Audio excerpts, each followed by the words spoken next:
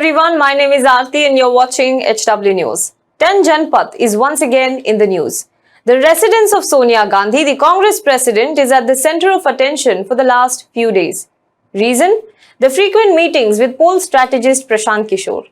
After handling the political campaigns of different parties, in most of the cases ensuring success, political strategist Prashant Kishore now wants to work with the grand old party of the country, the Congress. It is important to note here that previously Kishore had worked with the Congress party and Samajwadi Party alliance in 2017 UP election for the campaign called UP Ke Ladke. The campaign projected Rahul Gandhi and Akhilesh Yadav as the face. However, the campaign did not work and the BJP swept the state. The Saffron surge swept away most of the seats that were held by both the parties. And after that, Prashant Kishore and Congress never directly worked together. When Capt Amarinder Singh was Punjab Chief Minister, he did hire services of Prashant Kishore, but that was a limited role. In the past few years, in fact since 2014, Prashant Kishore has worked with several political parties in India, including BJP in 2014 campaign for PM Modi, JDU in Bihar, Aam Aadmi Party in Delhi, DMK in Tamil Nadu, Shiv Sena in Maharashtra, YSRCP in Andhra Pradesh and TMC in West Bengal. He also had a short stint as a politician in Nitish Kumar's JDU. But after his disagreement with Kumar over CAA and NRC issue, he was expelled from the party for indiscipline. However, even after that, he continued to work as a political strategist, delivering several successful campaigns for political parties. It is said that Prashant Kishore wanted to work for Congress for a long time. Reportedly, it was he who first approached the Congress, showing a willingness to work with the party for 2024 election. The Gandhi siblings also in the past held talks with him, but the talks did not go through. After the bitter fallout, Prashant Kishore had also openly criticized the party. However, after Congress's rout in the recent state assembly elections, Prashant Kishore approached the party once again, and this time the meeting was held not only with the Gandhis but also with the senior Congress party members. Multiple rounds of meetings have already been held in the past few days. Party's communication head Randeep Surjewala said that the party will announce the decision in 1 or 2 days. But the speculations are rife about what happened in the meeting between Gandhis, Congress leaders and Prashant Kishore. Is Prashant Kishore joining the Congress party as a leader of the party, or will he act as a professional consultant to the party? Let us discuss about this in this video today. But before that, bringing you videos of the issues that matter to you comes with a cost for us. Sometimes it is a legal cost, sometimes it is a financial cost. Be it raids or legal cases, we have seen it all. On top of that, since past few days, in fact since past 1 month, we have been seeing some strange activity on our channel. There are some strange strikes on our channel that have restricted our reach on the platform on YouTube, and that has resulted in drop in the viewership. Not only that, it has also resulted in stagnation of our subscriber base, which was ever increasing before the strikes happened on the channel. So we would request you, if you're watching this video, if you love the content that we produce, if you like the content that we produce, then please do like this page, subscribe to our channel, like this video and comment below it, and share this video to your friends, family members, and help us increase the reach of this video. And if you want to help us beyond that, if you want to contribute to independent media, then please go to our website www.hwnews.in/support. You will find different subscription options there. You can choose whatever plan that suits your budget and then support us. When you pay, you ensure that independent media like us not only survives but also thrives to tell the truth. Now, moving on. According to the reports, Prashant Kishore has given a 600 slides presentation to the Gandhi family and Congress members. The slides include plan to revive the grand old party, address pressing issues persistent with the party, and then finally, how can it counter BJP and Narendra Modi. While no one has seen the entire presentation, some part of what is called as Prashant Kishore's presentation for Congress 2.0 is floating on the internet. It is an 85-page document that talks about various aspects of revival of Congress party. Let us get into a bit of a detail. The presentation uses Hindu god Shiva's Nataraja form with its symbols of creation, protection, liberation, destruction, concealment and connection to indicate that the party should align itself with these 6 foundational resolutions. Furthermore, the deck also suggested 5 strategic decisions including fixing the leadership problem, solving the alliance conundrum, reclaiming its founding principles, creating an army of grassroots activists, leaders and foot soldiers, and creating an ecosystem of media and digital support. The presentation also spoke about the roles for the Gandhis in the revived Congress. But we will come back to this at the end. First, let us see what is the plan that he is presented otherwise. Point number 1, focus on 200 seats in East and the Southern India.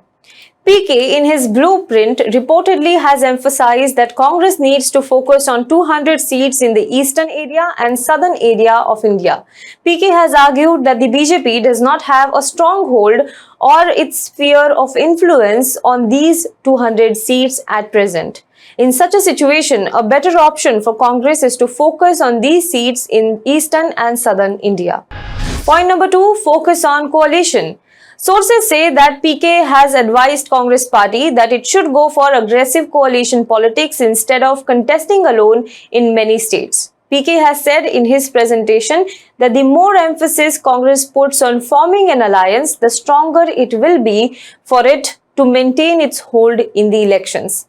Sources say that PK has specifically said that there is a great need for a change in the leaders of the Congress alliance. While the presentation reportedly talks about parties like TMC, NCP, DMK for the alliance partners, it does not mention parties like SP or TRS.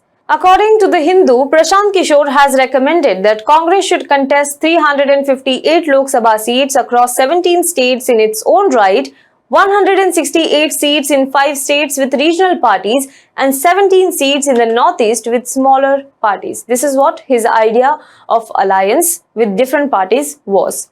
Now point number 3, change in leadership at grassroots level.